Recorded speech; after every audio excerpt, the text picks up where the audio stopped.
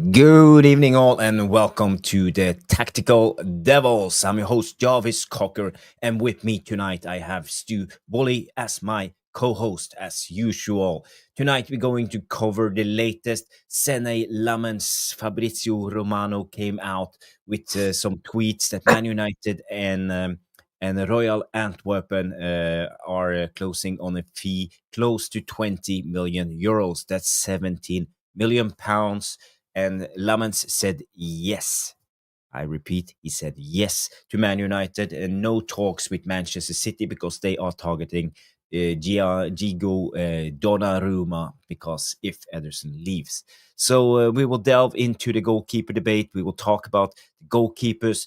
There's other updates on Sancho Roma. It's updates with Højlund to Napoli, Anthony's to Real Betis, Onana. Is he injured? Is he fit? Was he dropped? What went on? And we will talk about the Kobbie Mainoo. And at the end of the show, we will have a preview for the Fulham game on Sunday. So people, get your comments in and like and subscribe. And Stu and I will be back after the intro. So see you in a second.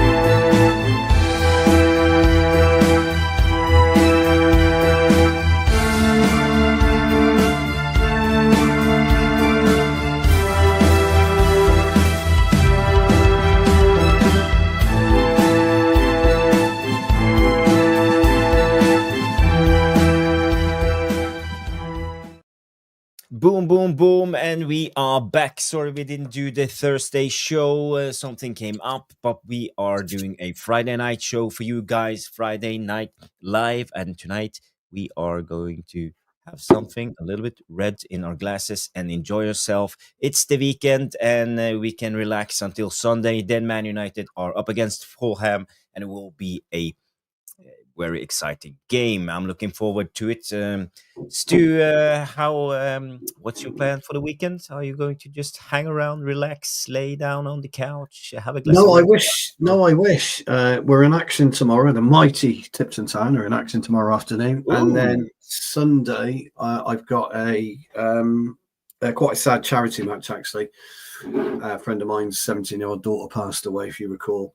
A couple of months ago. So we're playing a charity match actually against her team, her ex team. So we're going to get run ragged by a bunch of 17-year-old girls, probably kicked and well beaten. But we're raising money for pneumonia, and so a bit sad. I'm not looking forward to it by any stretch of the imagination, but I will roll around, and as I'm beaten for pace down the wing, I think I'll pretend to pull an injury of some description and hobble around and give the ref loads of grief. You can't do that to me, I'm an old man, that type of thing. So it'll be a great atmosphere, carnival atmosphere. I'm just hoping the weather holds. It's been a bit strange in the UK recently.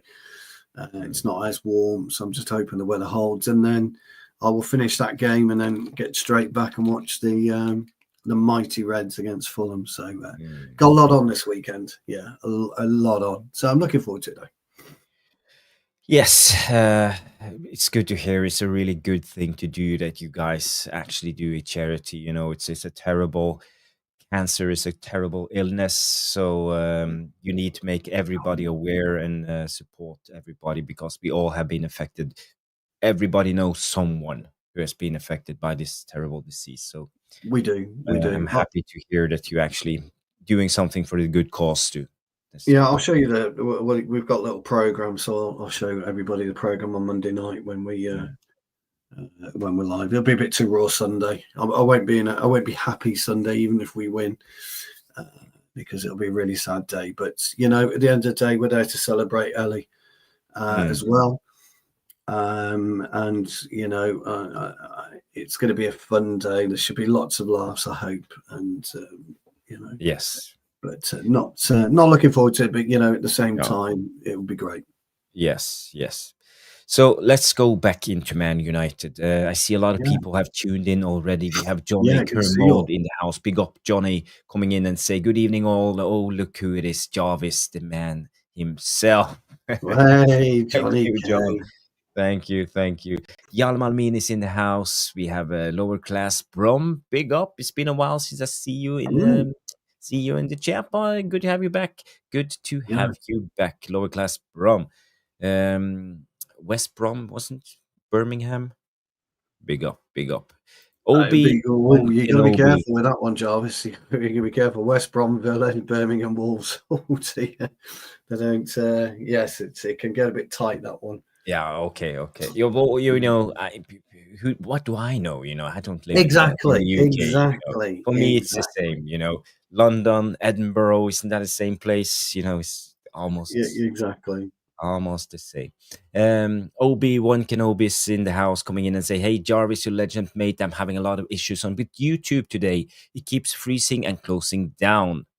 Well, I'm sad to hear. Yeah. Maybe you should just try to delete the app and reinstall it. It often helps. Big up, Obi. Thank you for tuning in. And also for the retweet on X. He retweeted the show. Guys, press on the link and help out to raise awareness, to spread the good word of Tactical Devils to the world. And you can do that on YouTube. We have Rooney's United. Big up Rooney coming in and actually coming in with a good comment saying, sorry to hear, Stu. We lost my uncle to cancer, and we had a similar charity for cancer victims too many years ago. So big up to both of you and my condolences. Thank you, Rodney's United.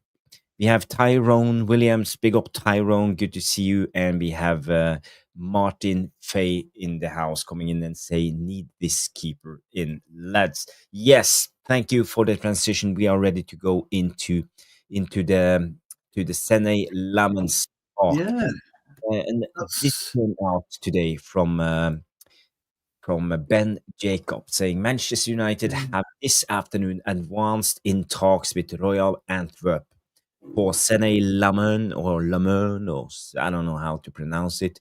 Fee of £17 million discussed as revealed with Alex Crooks.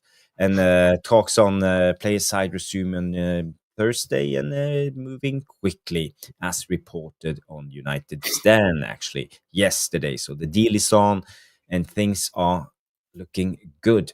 And there's also Fabrizio, the man himself, coming out and saying more on Senne Lammens Man United story revealed today. Talks are well underway with Royal Antwerp on a transfer fee close to 20 million euros. Negotiation advancing, and Lammens said yes to Man United. So it's good news. We have talked about Lammens a lot the last couple of months. We have been linked to this goalkeeper for a long time. I'm ecstatic. I really rate this guy. I have to be honest, I haven't seen a Royal Antwerp game. Well, I've seen compilations. I've read his stats. He looks promising. He's young. He's tall. I think he's 6'4", and he has a big reach. He claims crosses. He's good with his feet.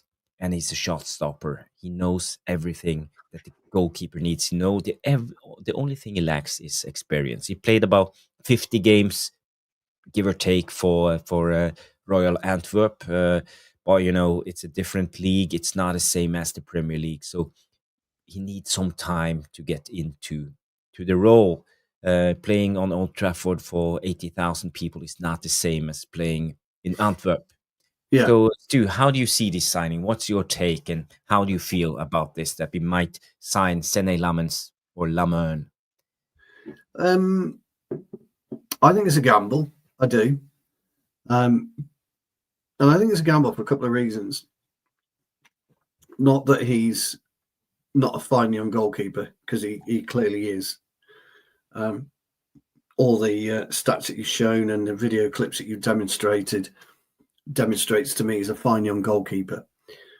Our remit this year has been to buy Premier League proven, and actually, if you're going to buy proven, you go and knock on Villa's door and pay 40 million for Martinez, irrespective of how he's been for the last 12 months. You've got a proven Premier League goalkeeper. And you also mentioned it when you were discussing it with him about Lammens, that there is a possibility young keeper coming in, David De Gea-esque type keeper. Do we have the time for him to develop into the goalkeeper we know and hope he's going to be, or hoping that he will be? Because the landscape was very, very different when De Gea came in. And De Gea lasted 11 years at Old Trafford. 8 of those years he was absolutely brilliant, but you top and tail. And he wasn't so good at the very beginning, not so good at the end. But within that middle period, he was the finest goalkeeper on the planet with Courtois, as we know, because Real Madrid, it was either going to be Courtois or De Gea, and De Gea had won that battle, and the fabled fax machine, blah, blah, blah, blah, blah, blah, blah. And, Courtois goes 12 months later, doesn't he, or 2 years later or something along those lines. So that's it. The other thing on it, by the way, is it's a very simple deal to do. It's an easy deal. 20 million euros, 70 million quid. It's an easy deal to do. You don't mess around. You give them the money, and you take your goalkeeper. It really is that simple. It's not. He won't command a huge salary as well. His agents' fees won't be big. There'll be zero negotiations and image rights because there's not a name attached to him, which sounds really strange. I know he's got a name, obviously, like everybody else, but he's not a Donnarumma where you would have to negotiate image rights. He's not a Martinez, a World Cup winner, where you'd have to negotiate image rights and a variety of different things to add on to his contract. With Lammens, you won't need to. It should be a straight. We'll offer you 50, 60,000 pounds a week or whatever. And, here's your clean sheet bonus, your win bonus, etc. It should be a very, very straightforward deal. So I expect if those texts are right and you would consider it's correct with Fabrizio, then I would expect an easy deal and, an announcement Saturday or Sunday that we've closed a deal for him, because I refuse to believe he can dick about with something so small as 17 million. Yeah.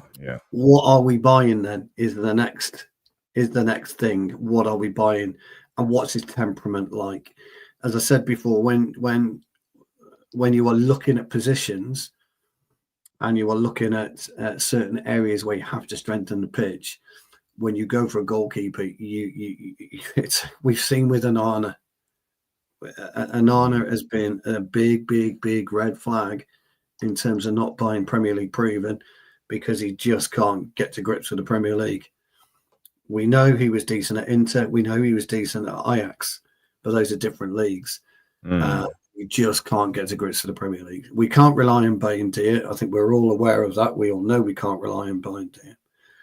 And so, does he come in as the number one? And again, that's a huge ask to put a 23, 24-year-old in as a number one. So, in this league where, let's face it, let's be very, very clear here, guys. Amorim cannot afford to have somebody who's going to chuck one in because he's going to chuck him out of a job. So Amorim, again, he's taking a big risk. So are we buying Lammens cheap, Jarvis, for the future? Are we moving Onana out? And are we trying to get in somebody like Donnarumma as well on the, for a couple of years to try and bolster our goalkeeping? I doubt it very, very much. I really doubt that very much. I don't think we've got the funds to be able to do that. So it looks like Lammens is the egg in the basket, and we're going all in for him. I think it'll be a big message on when we see the team at 4:00, or when you guys see the team at 4:00. I think I'll be receiving oxygen at that point by the paramedics lying on the side of the pitch, because some 17-year-old girl has just wiped the floor with me, which is what I'm hoping she wipes the floor. I hope she kicks me, by the way. I hope she elbows me and punches me and kicks me. It really gives me a right kick in. I'd love that. Anyway, I'm not being sadistic, gents. I just want them to take it seriously and give me a kick. Sure. But yeah, so I'll be hopefully lying on the floor, dying, needed oxygen. But if Bayindir plays Sunday, I think some guys have already mentioned it, and Onana's either not in the squad or on the bench, it will tell you a lot about Onana's situation and position. Yeah. But again, let me just I have to say this: can we really consider Lammens and Bayindir as a great combo? And that's my worry. So, Jay and everyone else, I'm hugely excited because I think he's a great prospect. I just think we should consider all aspects of the deal, all angles of the deal, and all possible outcomes of the deal. So I think it's a brilliant move for us because, quite frankly, Jarvis, if he turns into a Tibor, Quartara, and Ederson and Alisson in 4 years' time, it's the best piece of business of a goalkeeper ever. Because don't forget, Ederson was bought for 65, 70 million. Alisson was bought for 74 million. You know, it's a big statement by Manchester United. It's a huge risk to bring him in and not have some kind of experience in and around them. In my opinion, tell you what we could do. We could remove Bayindir and we could remove Onana out of the equation and get De Gea, because we could probably get De Gea quite cheap. Oh, I don't think he wants to come It back. won't happen, by the way. No, it won't happen. Not under the current regime. No. What you need is someone like him, like a De Gea, who's cheap, to come in and keep goal. Yeah. Or as a backup, because none of us trust. But Stu, when it comes to the history of Man United and goalkeepers, it's terrible. When it comes to goalkeepers, you know, you grew up in the 70s, 80s. We didn't have a Schmeichel or Van der Sar in between the goalposts. To be fair, though, Joe, we had Stepney in the 70s, we had Bailey in the 80s, very, very good. Jim Leighton, parts of the 80s, but then we struggled again. We got in Jim Leighton, and we got in, Les Seeley came in, played 54 goals. He was absolutely brilliant for us. We had Chris Turner. He was about your height, I think. Not particularly great for us. We had Bosnich come in. Bosnich was amazing for Villa, and yet couldn't turn it on for Manchester United. We've had Ben Foster. Once we lost Schmeichel, it took us a long time to get in. You all know Bosnich. Why? Yeah, to get in Van der Sar. Obviously, we had the French keeper whose name escapes me. We had Taibbi, Fabien Barthez. We had Raymond van der Haag, brilliant goalkeeper, Van der Haag, but again played second fiddle to Schmeichel. And we didn't really, De Gea was our last kind of stalwart as a goalkeeper, really. So we don't really have great stock when it comes to goalkeepers. But when we do find that one goalkeeper, they're with us for a long time and they make a big fucking difference. And this is my only worry. It's my only worry. Now, let's be honest, Jarvis. Just a quick answer to Tyrone. No, the deal hasn't been agreed, but personal terms are agreed, and Lammens have said yes. So we need to agree a deal with Royal Antwerp, but I don't see it as a big problem. It's pocket change, it's 17 million pounds, so we should be able to do this. So it should be a 24-hour deal. It's not a deal that should take a week or 2 weeks. It really isn't. Look, I would really like him to succeed straight away, but we know there's that issue, don't we? And between the sticks, if we are currently at the moment until and Boomo and Kuna and Šeško, they find their feet, we're not going to be able to go and win 5 or 6-0. So it may well be like Bayindir chucked one in against Arsenal, and we just couldn't get over the line. As much as we huffed and we puffed, we just couldn't get over the line. And Arsenal kind of knew it, really, if you think about it. They played for about 30, 35 minutes and then went within themselves. Yeah. Fulham will do the same. I know we'll go through the Fulham system in a bit. But that's my only reservation. I'm not trying to be a downer on it. I just think you need to consider as many angles as you can when it comes to that. Rasmus comes in and say, Fabrizio said negotiation fee close to 20 million euros. I know we broke, but do we need to negotiate for that? Yeah, exactly, Rasmus. Yeah, exactly. Well, I think we will. I think we will try. And it's not only about the fee, it's about the payment plan. How many years? Is it £5 million a year, or is it 2 million? Is it 10 the first year and then 5 in the consecutive 3 years? It's that's the thing that makes every deal a little bit more difficult, and I think we are trying to stretch it out for as many years as possible. But Royal Antwerp obviously want as much money as possible right now, so we will see how long it will take, but hopefully it will be done before the weekend is over, and we will have a here we go after the Fulham game on the Senne Lammens, because I actually believe we need a goalkeeper in. And I'm not happy with the current setup. I think Tom Heaton, yes, he's a third goalkeeper. He comes in with experience, 37 years of age, Premier League proven. I think he's a good guy to have in the setup. He's also in the leadership team of Man United. But when it comes to a second goalkeeper and first goalkeeper, Onana and Bayindir, I don't know who's first and second right now. But I think none of them are good enough. I think they struggle with the basics, and Onana, he doesn't have the proper goalkeeper technique. His technique is off. He gives out rebounds directly into the danger area. He doesn't know how to claim crosses. He's even poor with the ball in his feet. He's not a shot stopper. I don't know what we do with Onana right now. Stu, is Onana a vital figure in the dressing room or in the squad? Do you believe that? He's Cameroonian.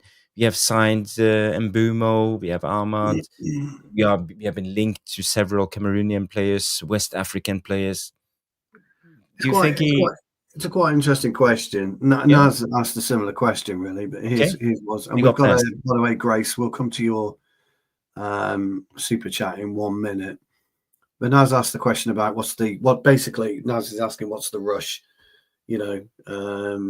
and he's talking about Donnarumma's track record of holding clubs to ransom for wages. Absolutely, he does that.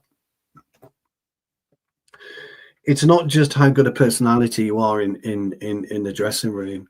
It's about the trust of the players on the field. Yes. Have you got that trust? Are you, as a central defender, 10 yards further back because you don't trust Onana's going to sweep up behind you? We had this issue with De Gea on many occasions. We've conceded so many goals because they out-sprinted Maguire, and De Gea was glued to his line. That if a forward had got 2-3 yards on Maguire, you got to come off your line. You got to be offensive in your thinking. He's not running. So what I'm saying is the forward isn't running into 5 yards of space. He's running into 10 yards of space with the ball. So he's able to carry that extra 5 yards, set himself and score. So you can't really trust Onana to come up and sweep. You can't trust Bayindir to come out and sweep. But when you looked at the way that James Trafford played and the way that Raya plays, and the way that other goalkeepers played, they cover their 18. They cover their 18 yards. That area really, really well. So as a centre half or a defender, fullback, or even a CDM, it gives you a little bit more scope to maybe not have to drop so deep, which means you can maybe support the attack a little bit more or be a bit more compact rather than being pushed back to your 18-yard line. If you watch where we position ourselves a lot, most of our centre halves all the time are pushed back because we're not 100% where Onana is. I'm not saying now that Donnarumma, by the way, is the option. I think he's a great option, don't get me wrong, because of the stature of a goalkeeper he is. And I'm not saying Lammens is a bad keeper, because I obviously think he's a great goalkeeper. But you are in a critical period for the club. You're in a critical period for Amorim. You've got a critical period for new players that are coming in and getting used to the setup at Manchester United. Goalkeeper at Old Trafford has proven to be a sticky wicket in the past. My question is, can we afford to have a Onana and Lammens partnership or a Bayindir and Lammens partnership? Because the pressure on that kid is going to be huge. if you come in and you had somebody like somebody mentioned Szczesny earlier on in the chat because of the Ter Stegen issue at Barcelona, or you bring in Ter Stegen, there may be somebody with that experience might actually help the kid, because if he has 2 or 3 games where he makes the same mistake or similar mistakes and you have to take him out of the equation, then you've lost a player for 6 months. His head's gone, especially at goalkeeper. So you then got to put Bayindir back in. So we're kind of back to square one. So you bring in Lammens. In my opinion, you have to bring in somebody else alongside him. That's all I'm saying. I'm not saying he's a bad buy, because I think he's a great buy. And at 17 million quid, it's a fucking steal. An absolute steal. I asked the question to the chat if you guys are happy. Yeah. We have a super chat from Grace. We have a super chat.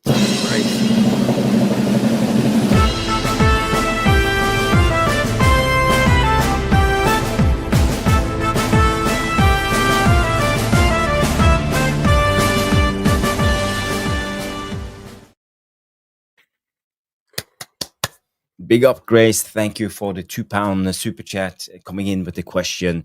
Did Jim do a GTA bank heist? We haven't sold anyone.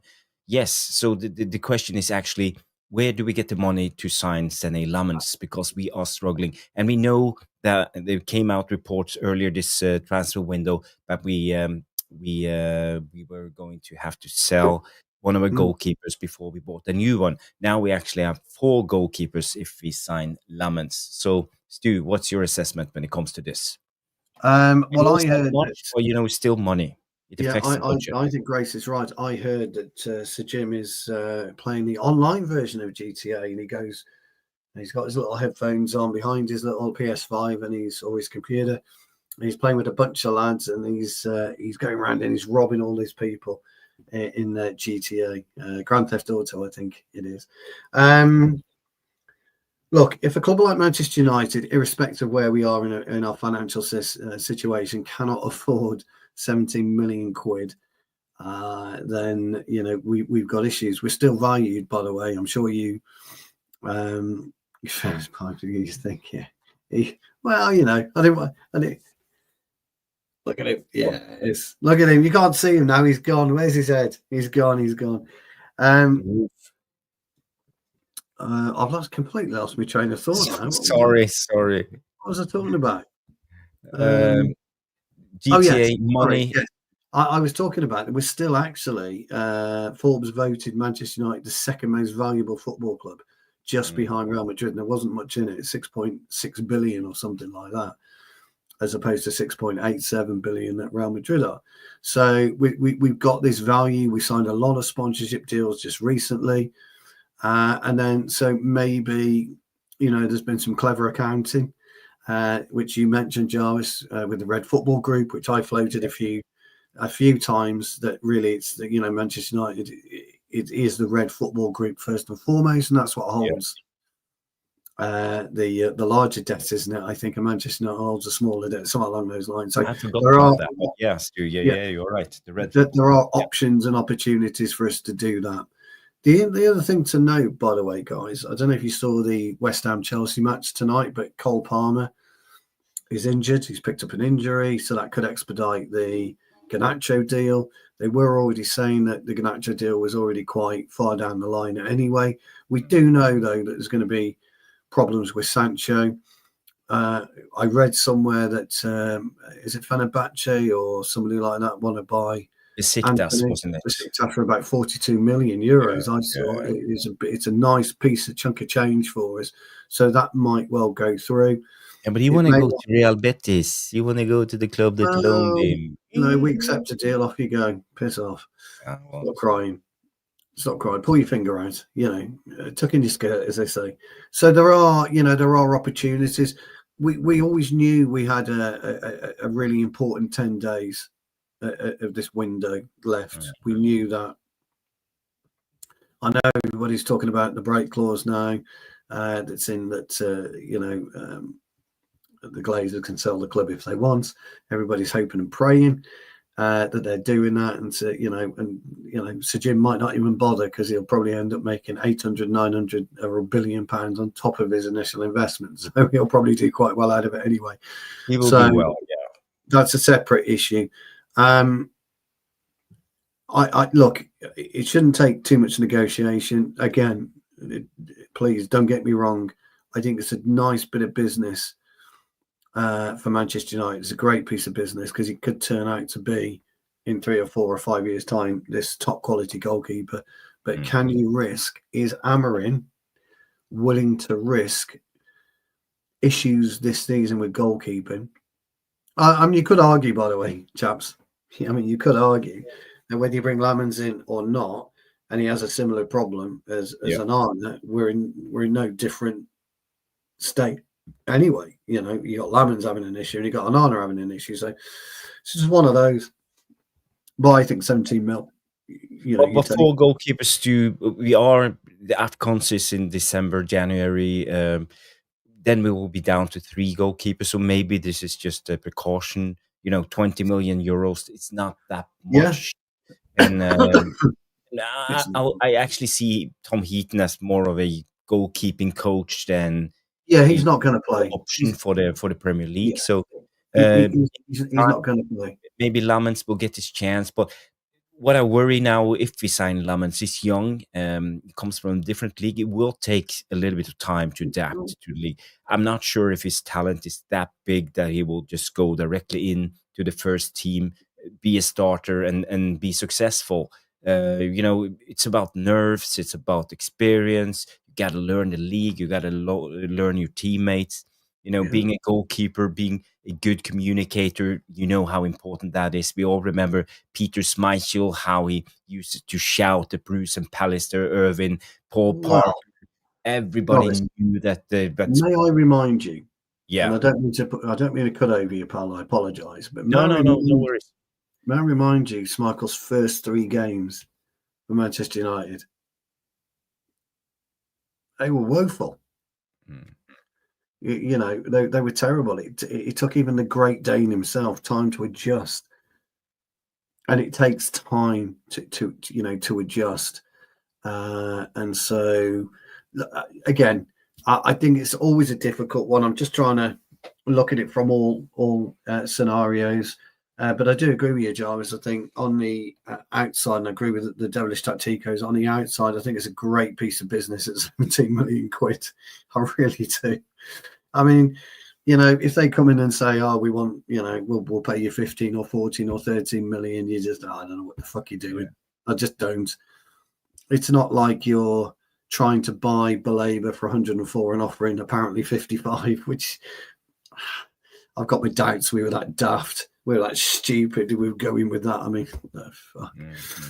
But when you look at Mix, if you're around, let me know if you want me to send you the link. You can come on. We are going to do the preview for the Fulham game, and I'm interested hearing your thoughts about it. If you are free, I know you work a lot, but big up, Mix, big up. Yeah. Sorry for interrupting you again, Stu. No, I was just saying that Tyler Diblin. We all thought Tyler Diblin was a great player. We were quoted 60-70 million quid for him. Everton are popped a deal and a 42. So it can be done. Business can be done. Everton, that came out of nowhere, by the way. That came out of absolutely nowhere. So it's really interesting. It's been a fascinating summer for us so far. It really has. Yeah. I mean, your fear, Jarvis, initially was that we wouldn't get players in until the very end of August, and we've had players in before August, which is great. Well, kind of before August. I know Šeško came in at the beginning of this week in August, but kind of, with kind of just about beat your deadline, didn't he? Just tiny, just about beat your deadline. But, ultimately, just bear with us 1 second. I'll just quickly take this. Sorry. My phone always rings when I'm live, doesn't it? What's going on, Stu? Yeah, but by the way, some people asked for the code to the FBL league, and here it is, 1WZQ2V. That's the code for the Tactical Devils FPL League. So if you are one of the contestants of Premier League fantasy football, you can go join. We have about 75 people joined so far. Stu joined in the second week, so I did. you are able to compete against Stu, and you can compete against Jarvis. I did terrible in the first game week. I only got, I think it was 12 points. 35. No, you got 35 points, didn't you? Yes, 35 points. Yes. 35. It was still not good. No, it was terrible. Who did you captain? I can't well, remember your captain. I captained. Who was it? Was it the Chelsea striker who scored today? What's his name again? The That's Brighton. it. Yeah, you can't show Pedro. It was in my front João line. Pedro. Yeah. So this is the team. I panicked. So I took a double hit, -8 points, and I brought in Holland and Reinders. But I have João Pedro still in my team, so he has 12 points. Palmer's injured, so I will have to rely on Dewsbury Hall to fill the gap. But it will be interesting. So, guys, if we want to compete against good old Jarvis and Stu in the FPL League, this will be something that we will talk about every Monday after the round is finished. And look at the top 3 and look where Jarvis is and how Stu's team did. Yeah. So, Jarvis, would you have a scrap with Stu? No. Who's asked that? What? You guys. Why does everyone want to know whether you'd have a scrap with me? We're not fighters. No. 34 likes. Thank you, Butinator, for reminding us. If you haven't, please do. I don't want to sit here and beg for you guys to smash the like every 30 minutes. So please just smash the like if you like the content. If you support the channel, please do. It's not much I'm asking for, but that's the only thing. Smash the like. It helps out so much. I reckon every like gives about 10 more viewers for the algorithms. So you actually make a difference when you smash the like. So thank you, everybody. 34 likes. The Lammens thing for me, I think you just need time. And as I was saying, I wouldn't expect him to come in and do something, be a regular starter. Maybe when we go in the next round of the League Cup, we will have a gif of the first team, and if he does well, maybe that will be the time to try to integrate him in the first team. And we know how difficult it is. We all remember Henderson, for example. You have to have the right timing, avoid injuries, play well when you get your chance. Yeah. And avoid blunders and errors leading to goals. I think that is what people remembers. And we all remember Bayindir's fault, but he's I think Bayindir is actually a okay goalkeeper. So I would rather play Bayindir than Onana right now, even though we made a mistake in the first game. I think he's better when it comes to goalkeeping technique and shot stopping. And I think he'll play Sunday. Semix says send him the link and he will join. Oh, nice, Semix. Good to have you on. Okay. Give me 2 seconds to do some comments and I will send. Yeah, let's have a look. What have we got here? There's a little bit about your Trevor Wade says Stu's gonna team will score the most OGs. Who knows on that one? Let's have a look. Trev says we are lovers and not fighters. He's absolutely right. Absolutely right. Yes, I'm on. I've been suffering from a chest infection, Trev, so I'm actually on high strength vitamin C, pal. Try and get my immune system back up. Jay says, I have a shocking. Grape juice. Oh yeah, it's grape juice. Not actually wine, is it? It's grape juice. Jay says, any new player we sign will all need time to adjust to our culture, tactics, teammates, etc. But I'm hyped for Lammens. Absolutely, yes. I agree with that one. Okay, who's winning a fight between Adama Traore and Angel Gomez. Angel Gomez is tiny. I think he'd be a bit too speedy for our good old friend Traore. Although Traore might just do that, might he, with Angel Gomez and just drop him. Who would win a fight of Adam Traore and Troy Deeney? Troy Deeney and Traore. I'd go with Deeney because he's been inside. You see, you can have big muscles, but it doesn't mean you can fight. But what about what's his name? Everton player Ferguson. Oh yeah, well he's just nuts. Duncan Ferguson and Troy Deeney. Well, no, I'd pitch. I tell you what, I would pitch together.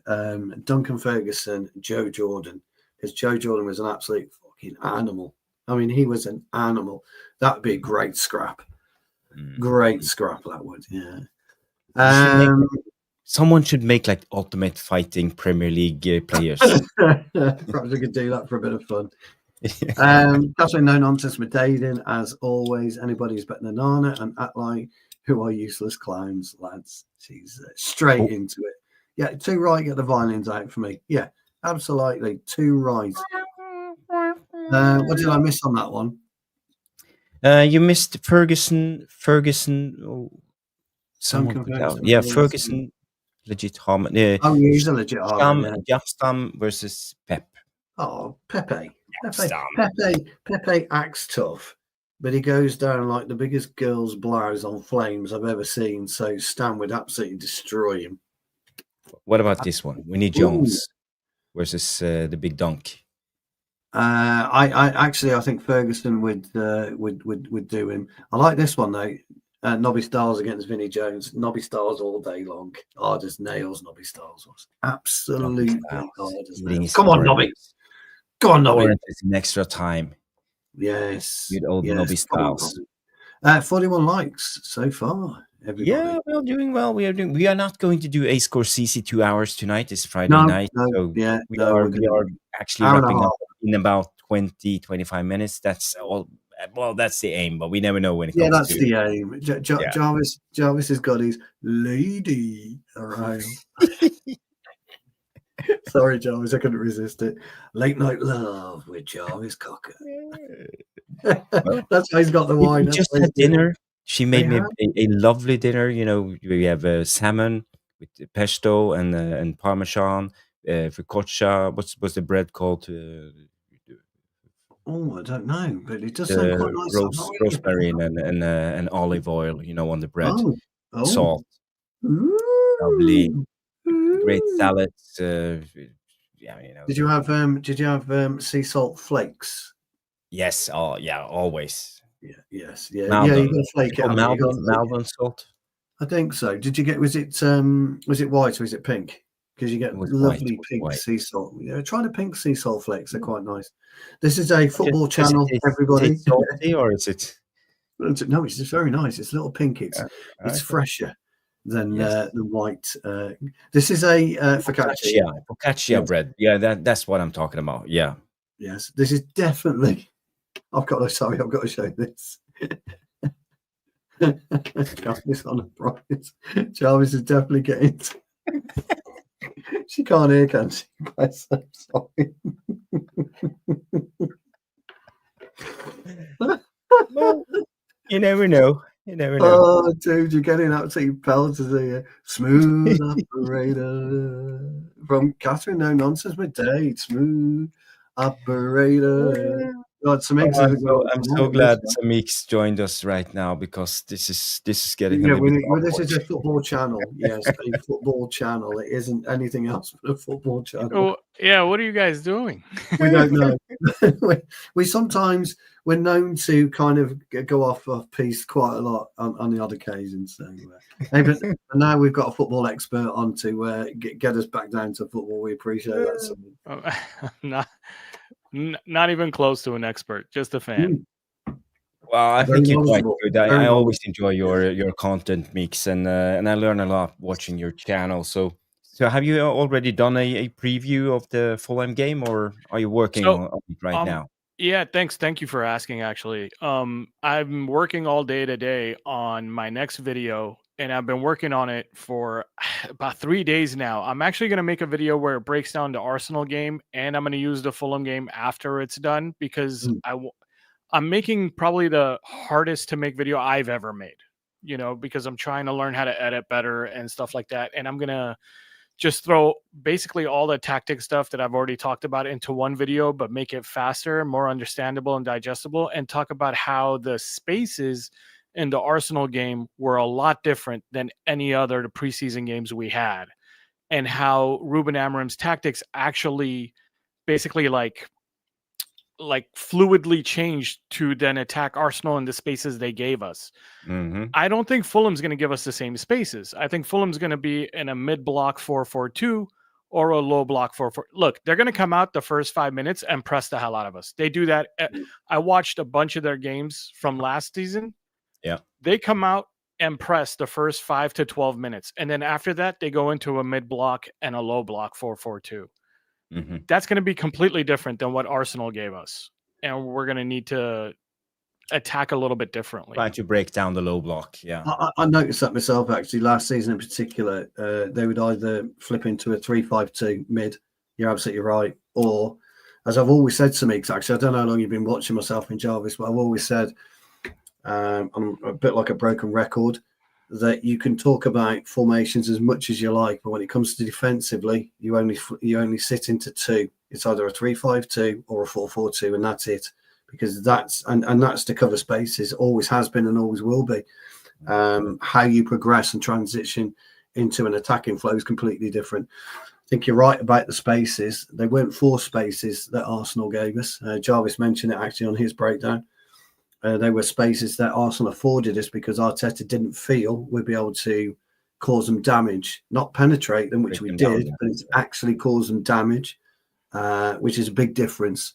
So, and teams will allow us to do that this season to an extent, because what will happen, and in game 3 or 4, I think, we'll get those similar spaces, but we'll end up tanking somebody 4 or 5-0 because Mbeumo or just spark.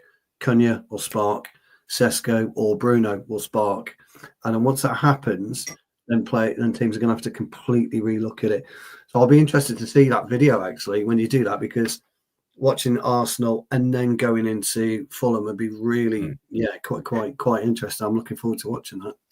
Thank you, man. Thank you very much. Yeah, I know that most of my subscribers have been waiting for a video for a week now, but I think the wait's going to be worth it when I'm done with this one. Yeah, 100%. I've got to show you. That's been no nonsense. Stop it. Get that out of my screen. So I'd like to be on record. You're not seeing Catherine tonight, are you? Like, who's Catherine? Is that no? So Catherine, no nonsense McDade. She's one of we're something sort of a bit like yourself. We're really very, very fortunate to have a very loyal subscriber base, and these guys, they switch on to us every time we're live, and they're so funny, they're so knowledgeable when it comes to the game. But on the odd occasion, me and Jarvis will have a bit of a laugh and a joke about something, then so that'll be it for the next 10 minutes, and we're it's absolutely brilliant. It's a great community that Jarvis has built here, really is, and they're absolutely brilliant, and they support. So at the end of the show, give everybody your details, and they will support you when they can. They will come onto your show and they'll support you and get involved. And they're hugely knowledgeable, these guys. They really are. Thank you. Thanks, Stu. What have you guys said about Lammens so far, or Lemon, however you say his name? What are we thinking about him? I haven't seen him play. Yeah, well, I only watched compilations. Obviously, I've gone through his stats. They are brilliant. But he comes from the Belgium league, and I think it's not. Is it top 10 in Europe? Maybe, but it's in the lower end. About scrapes in. It's. Bruges are sometimes doing well in the Champions League, but it ends there. So this Royal Antwerp team, I don't know much about them, but he looks good. I like his goalkeeping technique. He's flexible. He's very quick for being a tall guy. He's 6'4", and he's actually quite good with his feet, ball in his feet. His close range passing is all up there, and I think it's in the 90th percentile compared to the other top 5 leagues. So I'm actually quite excited. I'm looking forward to this one, and he reminds me of Courtois. The Belgium goalkeeper. How he saves and he's good at cross claiming, and I think that's so undervalued, especially when it comes to Man United. We know how much we have struggled on set pieces, corner kicks against us. So I think it will unleash another dimension in our team. Actually being secure when not sitting there with the what's it called, squeaky bum time every time they have a corner kick. But You're what's right, your thoughts, Samix? But just before you come into it, I just wanted to back you up there, Charles. We need a 9-yard goalkeeper, is what we need. We don't have. We have a 3-yard goalkeeper at the moment, and what I mean is he'll come 3 yards off his line, and then they tend to get a little bit scared, a little bit hazy. We need a 9-yard goalkeeper. Somebody will come in between the goal line and just before the penalty spot, and he can claim that area. That's what we need as a defender. Brilliant for the likes of Maguire, brilliant for the likes of Dalot. If he can come and he can claim it, he can take it, and he can catch it, he can hold it.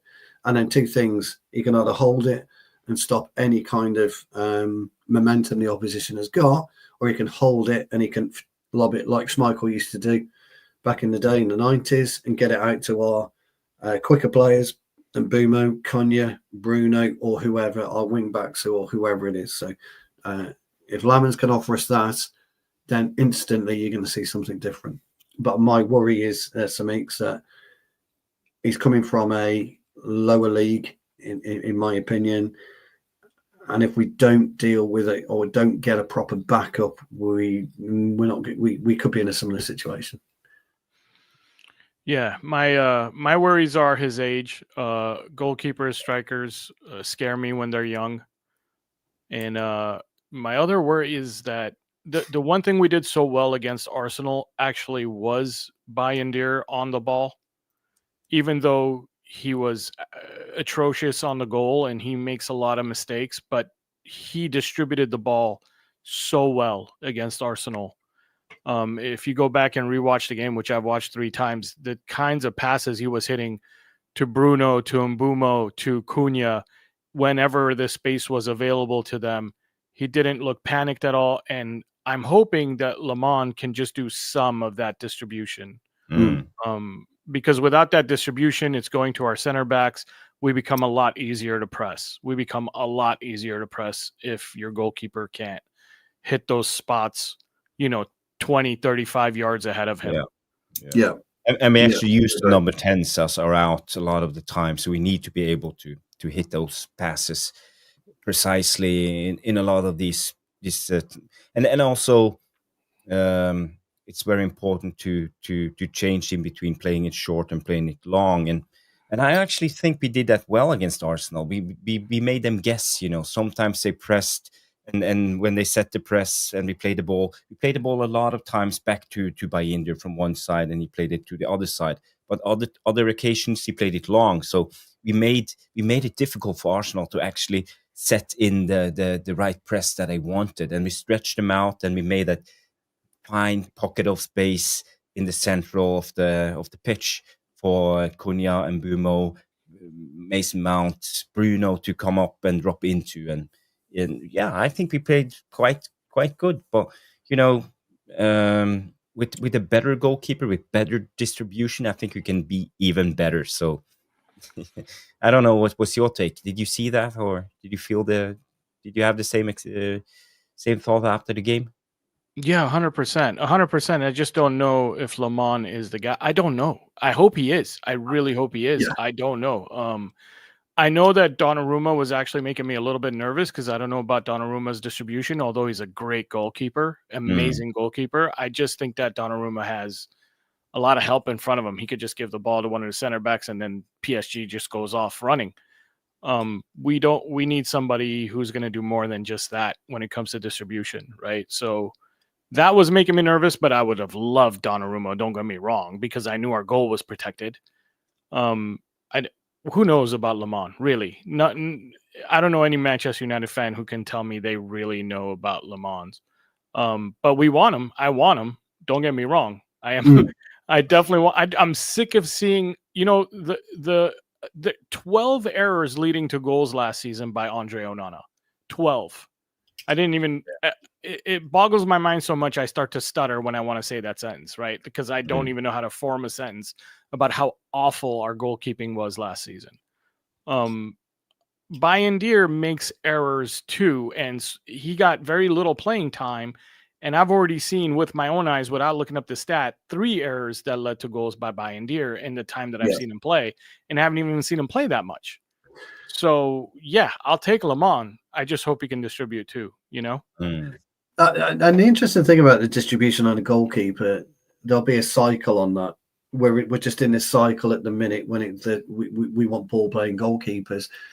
You remember 2 seasons ago, it was all about the false 9. Now teams are going back to the central striker, aren't they?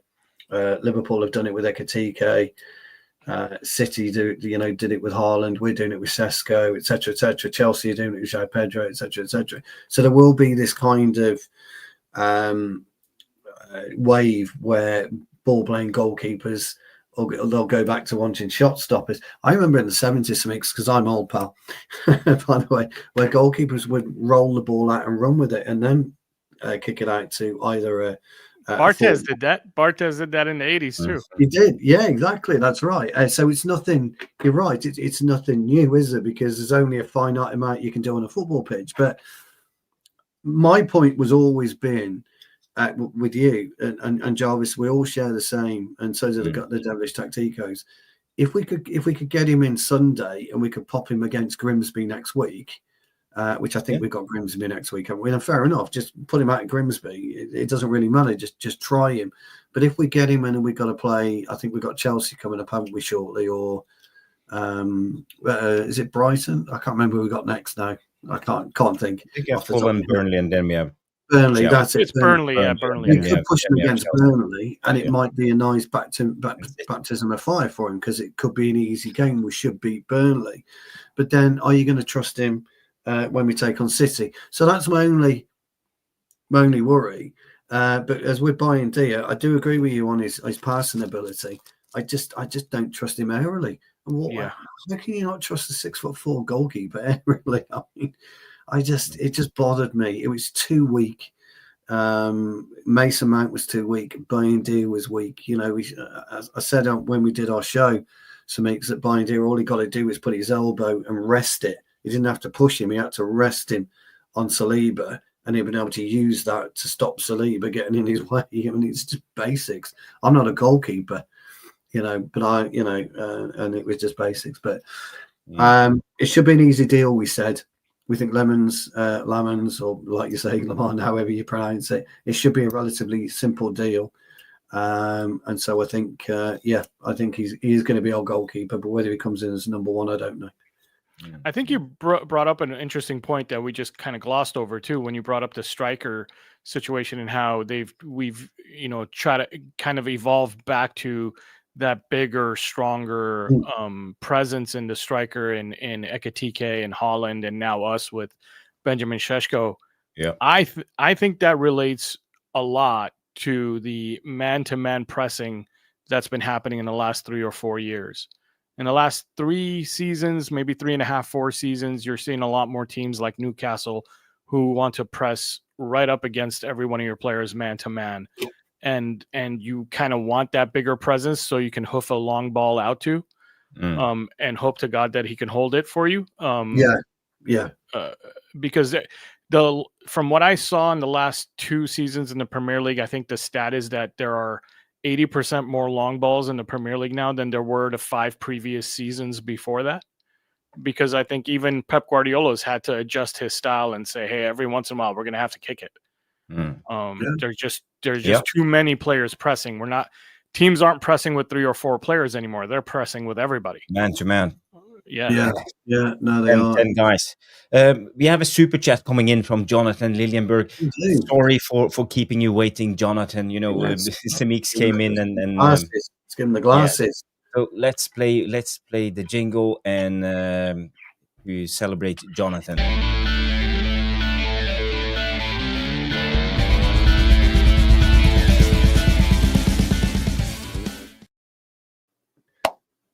Well done, Jonathan. Thank you. Hi, legends. I knew we were going for Lammens. Yes, big up, Jonathan. Thank you for coming in with the or 20 if you're Swedish happy, crowners. If you're happy, what would you say? Go, Man United. Go, Man United. That's what he said. Go, Man United, rather than glory, Man United. Well, he lives in America, so you know those Americans. They don't know football. Well, we know those Americans. Oh, sorry. I'm just kidding. I gotta represent the Americans here, man. Yeah, absolutely you do. Yeah. You actually sometimes you say go team, or you have something like some chance. Isn't that? I honestly no, I don't know. I've never heard a go team. No, okay. Maybe for I'm me, wrong. GG usually when an American says GG, not GGMU.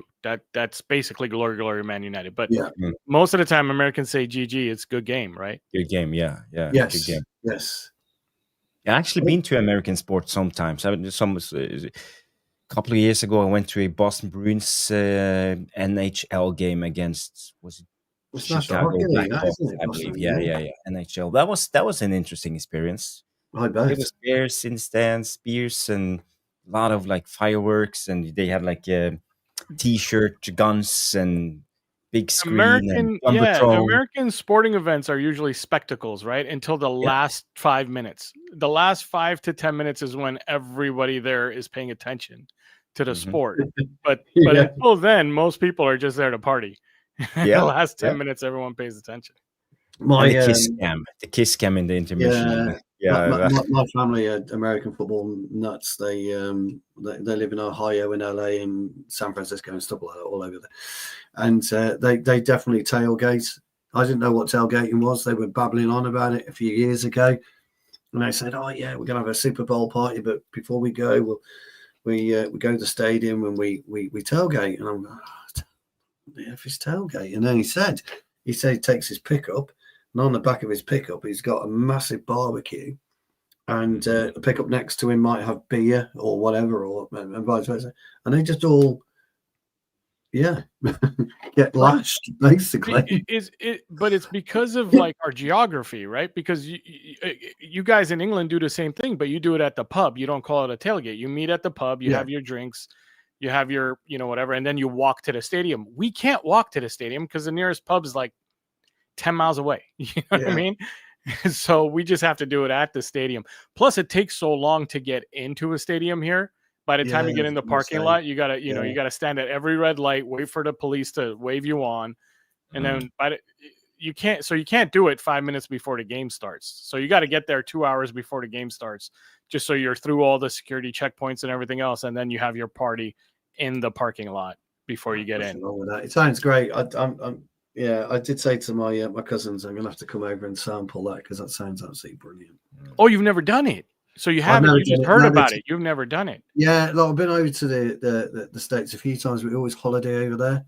Are you coming for the World Cup? No. I don't know. I might try and get a works trip out there. I was going to say to Jarvis, me and Jarvis work in a very similar industry. If Norway qualifies, I will go. If Norway qualifies, okay. Yeah. Good luck, Norway. And we are on top of our group, so we might have it. Good. Yeah. So you got to come. No, listen. Yeah. If you're ever gonna tailgate, the World Cup would be the right time to do it. That's you know, like. Yeah. I have family in Pennsylvania, so I might go. Hopefully. There will be a chance. You guys should definitely come, man. You guys should come. And if you ever catch a game in California, let me know, and I'll get there too. Yeah, absolutely. Nice. No, that'd be great.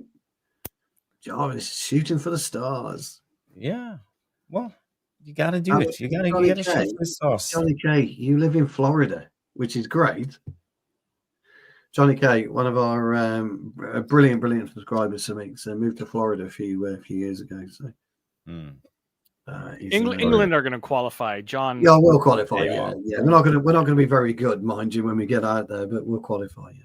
I mean, you do have a manager who's perfect for that kind of tournament. So yes, we'll see. Yeah, we'll see. Thomas Tuchel will be interesting to see how they will do. And if Norway doesn't qualify, I will definitely go Sweden for the win coming in for United. Well, They are terrible. They have Isaac, and he's hardly playing anymore. He's on the Isaac, his boots are in cold storage, aren't they, at the minute? What do you guys think? You think Isak's going to stay at Newcastle, or he's going to get his move? A club needs to, whoever that is, a club needs to take a firm stand against these players. Football is allowed this to happen and develop. It doesn't matter which club you are, you're allowed it to happen and develop. And Newcastle should turn around and say, you're contracted for 3 years. He's got a 3-year contract, 3-year deal left, I think he's got. And that's it. We're not taking the money unless Liverpool pay the money. If Liverpool pay 150, Newcastle haven't got anything to do. If they don't pay 150, he stays.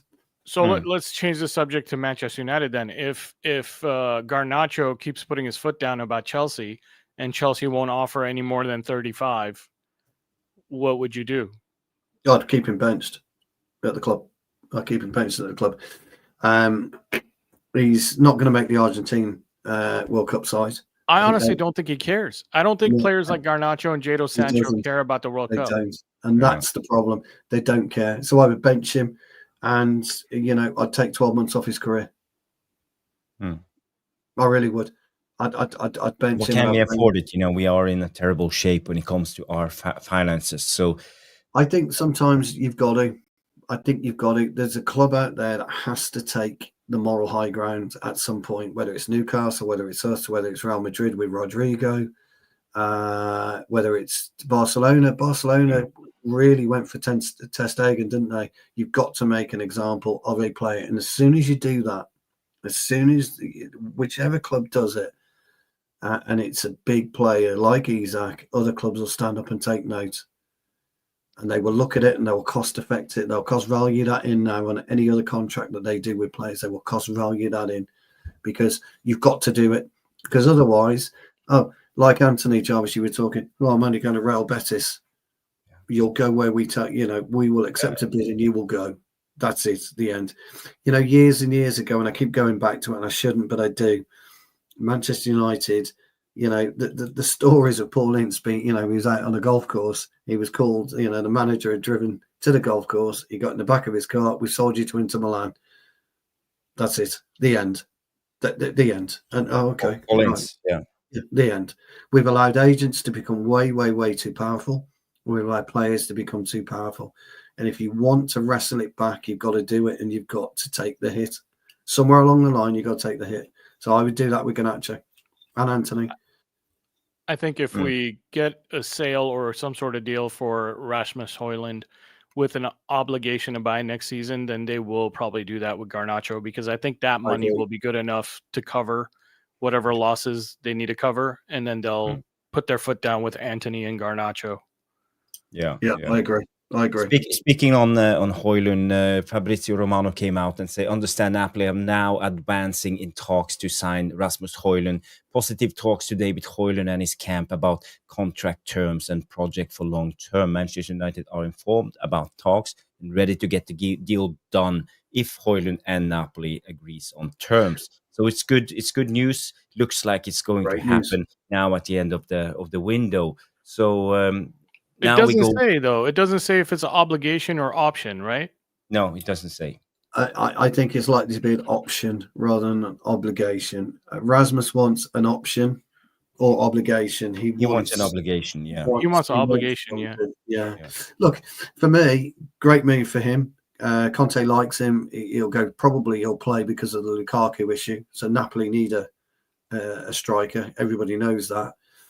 There's nobody on the market really, because they got rid of Osimhen. We've got Šeško. They can't afford 150 for Isak, so the options are slim out there. It's a great move for Højlund. If Højlund can resurrect his career and have a really good season, then Napoli will just pay the money anyway. So I think it's a better option than Milan for. But I think he will do well in Napoli. Yeah, Napoli is a good setup. It's a good team. They play attacking football. Perfect for it. And like every other team in the Serie A, I think they play more expansive, more open. They have. Is it Conte who's their manager? It's Conte, yeah. Conte, yeah. And they like to feed their striker. So I mean, he'll get service. Yeah, he will get service, and he knows McTominay there. So they've got. I think Billy Gilmore's out there as well, isn't he? Scottish guy. So, isn't John Murtaugh there? I forgot, but isn't Murtaugh there? No, he went to Atalanta. Yeah. I think he went there. Yeah, I don't think he was at Napoli, but no, if Conte wants you, then he'll make the best of it for you. That's a good thing about Conte. Yeah. So great. And if we get Højlund back after 1 year with Conte, we know that he will have the winner mentality imprinted in his skull. Conte, he loves to win. The problem with Conte is he's almost too much, so players get sick of him after 2 seasons, and they do. It ends out with and we'll get what, 6 million loan fee probably, 6 million, maybe even 10. Well, we'll get a good loan fee for him. So. On other updates, going back to the Lammens deal, I think Romano posted this 1 hour ago. So big up Romano transfers MUFC. Lammens will be integrated straight into the first team, according to him and his sources. And we know Romano is reliable. So it's interesting, integrated right away, and maybe Amorim has a plan for him. We know that Amorim is not afraid to play young players, and could it be just that we'll see him, Lammens, going into the first team right away? Could that happen? Well, yeah, I mean, it could happen. Is it the right move? I don't know. I think it depends when he comes in, right? It depends when he comes in. If he comes in the next 48 hours, then yes. But if he comes in 3 days before the City game, no. Or not. Yeah, exactly. That's not possible, but you know what I mean. Yeah. Jale, we will come to that question. No, we don't want to do a Q&A. We don't have time. So question for everyone, who will get fired first, Potter or Nuno? Oh, that's easy, that one. I think I think Espirito Santos is already gone. I think Santos, because they don't get along. But I think he's done. Like if it was tactically, it would be Potter. But I think Nuno and the owner just don't get along. They probably have already cursed each other out. So I think his press conference today sealed his fate. I'd imagine they're negotiating severance packages as we speak. So I think Nuno. Yeah, but Potter's so bad, in my opinion. I don't know what you guys think of him or his playing style, but I can't watch most of West Ham's games. No, he was decent at Brighton, actually. He built a really good reputation up at Brighton for being a methodical coach. And he had a great, but he had a great setup at Brighton. He was well supported, as we all know that Brighton do support their managers and their players to the fullest. Whereas West Ham, I mean, you let David Moyes go, and David Moyes delivered something that West Ham haven't seen in decades, and that was a trophy, irrespective of which trophy it was, the Conference League. He delivered, and he was a safe pair of hands, but it wasn't good enough for the West Ham fans, and it wasn't good enough for the board. And Potter's on his way out. He won't last 4 games, Potter. But if Postecoglou comes into this Nottingham Forest team, we know they are a defensive side. They play differently than all the other sides. They don't try to play expansive football. They play it long, wins the duels, and go into attack. They have Chris Woods as the main man, the target, and the wingers that cross into him. So again in the first game of the season, how will Potter do? He likes the high line, the press. It will be completely different from Nunes. Postecoglou would be better off at West Ham. He'd be your best choice to go into West Ham. Spurs. It doesn't make sense to sign Postecoglou when you have Nunes. Doesn't make sense. No, not for me, but anyway. But good old Chris Wood popped in twice, didn't he? 2 really good goals as well. Did you see his second goal? Did you see his movement? Second goal. He was 5 yards ready and gone. The anticipation he was going to get that ball was phenomenal. Brilliant. Great play. If I was Nottingham Forest, I would go for someone like Mourinho. Try to bring him in. I would just love that, just to have Jose back in the Premier League. But I think it would suit Forest. Andrew said they are a solid team. Yeah. Doesn't they have Elliot Anderson, by the way, and he's one of the better central midfielders. Oh, yeah, would Jose take the job though? I don't know. I don't know if Jose would take the job, because I think Jose would probably, I don't know, look down on that. I don't know. Maybe he would, but I Chance to think get back like to the Premier League, you know. You see in the Turkish league right now, it's not. I think he wants to come back into the limelight. To be honest, it's his game. It's where he thrives. Well, you could see Jose at West Ham. West Ham. Yeah, you could. Bring in John to be his assistant. Stu, I want to go back into the preview and the Fulham game. Let's talk a little bit about that game. So I have prepared the tactical board, and we know Man United, we play in our usual 3-4-3 or 3-4-2-1. I don't know what to expect from this Fulham team, but it's most likely a regular 4-2-3-1 formation. They have been playing in the first game. They played with this young 18-year-old guy, kid. I think his name was Josh King. Same as Josh King that played for us long time ago. And the striker Raul Jimenez. But it was Munoz who actually scored the goal. So who will start of the strikers, we don't know yet. But this is what I think they will start with, and they have a strong pivot in Lukic and Sander Berge. They have the Spanish left back because Anthony Robinson, the American, is still injured. So Cuenca will start on left back and play behind Iwobi, and Wilson will be on the right. And the regular centre back pairing, the Danish guy Anderson and Bassi playing as centre back. So they have a strong team. I think they're hard to break down, but they're not. I don't see big threats. The only threat I can see is actually Iwobi ball carrying if he breaks the line, and we know that Bruno and Casemiro both can go a little bit too high and don't cover the big gap. So if Iwobi gets the chance, he will probably carry and make problems for us. But besides that, I don't see any big issues. Maybe on set pieces, because they have big guys like Berge, Lukic, Anderson, and Bassi when it comes to crosses. But they don't have, as I said, Anthony Robinson playing. So how do you see the game play itself out, and what's the strength and weaknesses of Fulham, and how can we break them down? Who want to go first? Semix. I think it's going to be a mid to low block of 4-4-2. I think they're going. Their strength from last season was that their midfield 4 and their backline 4 are very close to each other. They leave very small space in between those two lines. Yeah. And then the 2 up front will go a little bit off, but that's the only space they'll give you, is between the 2 up front and the midfield line. They won't give you the space between the last 2 lines, which makes it very, very hard. But the other thing is, though, they'll give you out wide. So what I predict is going to happen is, because Anthony Robinson's not playing, that Mbeumo and Ahmad, if they're connecting, they're going to have a field day out wide. And I think Šeško plays this game, and I think you see a lot of crosses.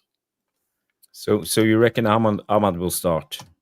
I think he has to. I don't like Diogo's crossing qualities, unless I just don't think Fulham have too much of a threat out wide. So I'm not.